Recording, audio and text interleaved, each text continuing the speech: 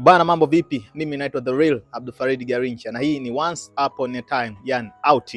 Leo kwenye Once Upon a Time bwana, nakuletea moja matukio makubwa kuwahi kufanywa na walimu wa soka, na leo tunaenda kumtazama mwalimu Marcel Bielsa. Yeye kipindi anafundisha moja ya timu kule nchini Ufaransa, aliwachukua wachezaji wa timu yake na kuondoka nao kuingia mtaani kwenda kuokota makopo.